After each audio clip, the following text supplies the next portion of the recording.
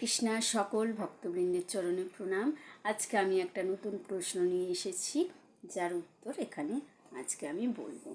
আজকের প্রশ্নটা হচ্ছে যে বহু ধর্মীয় সম্প্রদায়ের মধ্যে, ধর্মীয় সম্প্রদায় মানে যারা ধর্ম আচরণ করেন, আচ্ছা এবার বলছে মধ্যে অবৈধ সম্প্রদায় কিভাবে চিহ্নিত করা যাবে। বলছে ধর্মীয় সম্প্রদায়ের মধ্যে কিছু যদি অবৈধ সম্প্রদায় ঢুকে থাকে তাহলে আমরা তাদেরকে চিনব কী করে। উত্তরটা কি বলছে? উত্তরে বলছে যে কলিযুগের যুগ ধর্ম হচ্ছে হরে কৃষ্ণ কীর্তন। কলিযুগে পাবন অবতারই ভগবান হচ্ছেন শ্রীকৃষ্ণ চৈতন্য মহাপ্রভু। ধর্মের 4টি স্তম্ভ: দয়া, শৌচ, সত্য ও সাধনা সবই নষ্ট হয়ে যায় কলির 4টি পাপ কর্মের ফলে। বলছে ধর্ম